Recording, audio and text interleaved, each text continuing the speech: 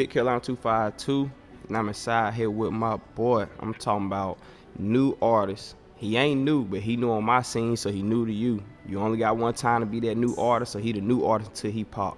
So got my boy on the scene. He already going crazy. He converted from Christian rap to regular rap, and the transition so crazy that you wouldn't even know one from the other. I don't want to say too much. I'm gonna let you burn your intro in one more time and give me your social media handles. My boy Goof, tell him what's going on. What's going on, y'all? It's Magnet straight from the west side, Mm-hmm. repping Nocturnal Empire. Mm-hmm. Instagram, JM GOOF. Make sure y'all go ahead and follow that. Just Mm-hmm. dropped my album, Space Jam with the guy. Going crazy. Oh God, and look, since we talking about the album, we're gonna go on ahead and get into it. So, you mentioned that inside the Christian rap way. So a lot of people know sometimes those churches can be some judgmental ass areas. So what's some signs that a church is on that bullshit? Like what's a sign that you ain't in the right church or the church ain't the right church? A real church, they gonna help you out and accept you no matter what.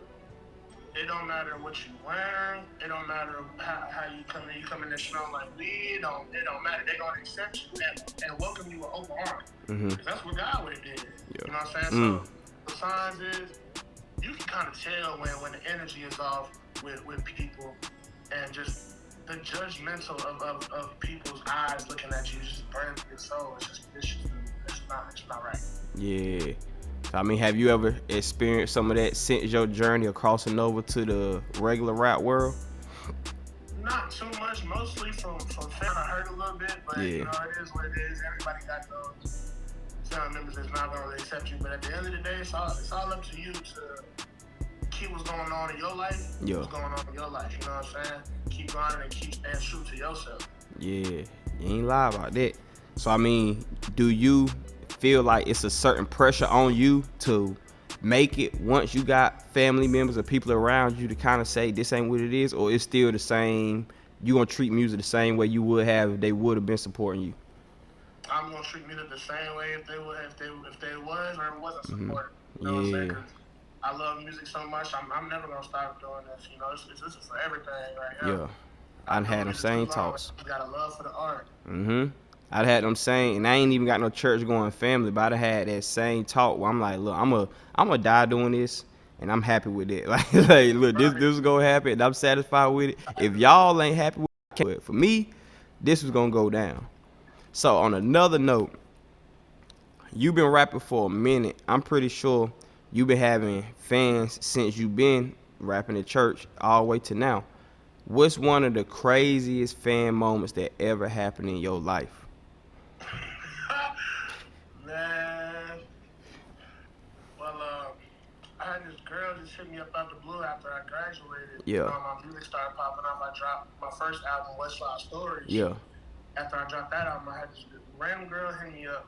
Never talked to her a day in my life. She seen, I guess, I'm blowing up. You know, so she pull up.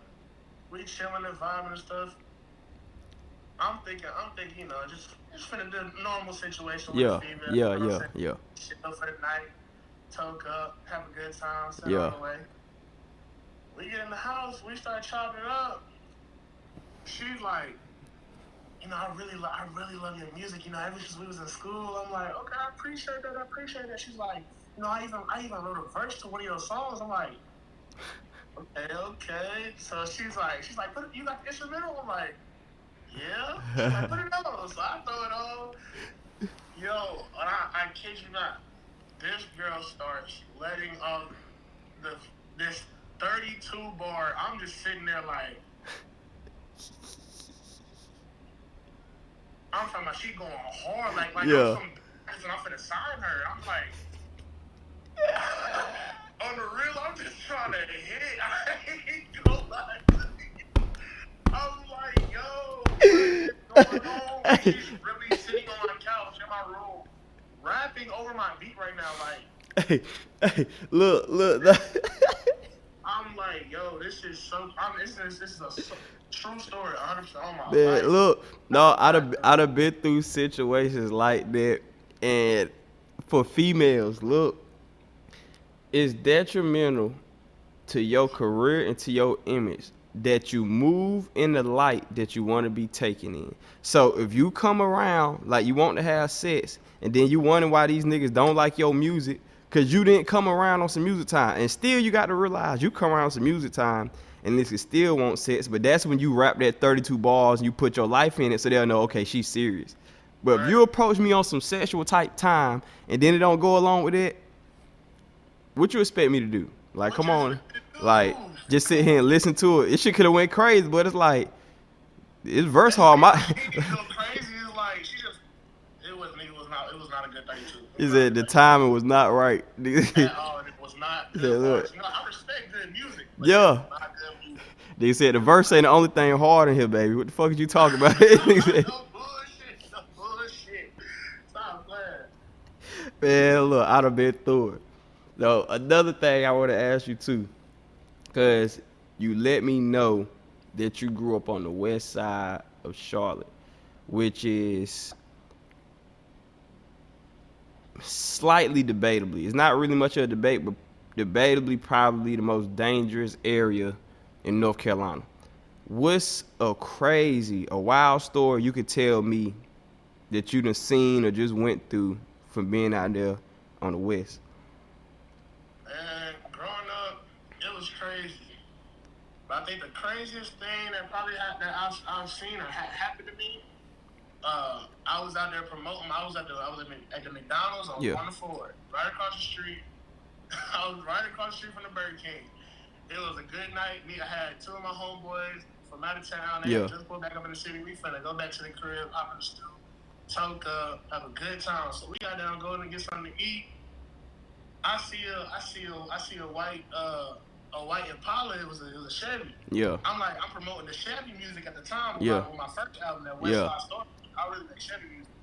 I'm like, oh yeah, I'm finna get him to start listening to my music. Right? I'm finna promote. Yeah. So I'm like, yo, he in the line order. I'm like, yo. He rolled down this window. He like, what's up, bro? I'm like, hey, you should listen to my music. You in that Chevy, yeah? You should listen to my music, bro. He like, bro, I almost shot you. I'm like, it's not processing in my head. Like, he out here. I'm like, like, bro. But it was so crazy because he was like, at first he was looking all mad, like he thought it was an op. Yeah. I'm white Chevy. Yeah. And he like, what's going on? He like, bro, I could have shot you, bro. And he like, bro, what's your music, bro? I'll look it up. So that was probably the craziest thing that happened to me. And that like, we pull up to the house and I'm like, bro, I could have got shot tonight, bro. No, for real, bro. People, they don't understand that risk with being a rapper, bro. People don't understand that risk. It's a lot, bro.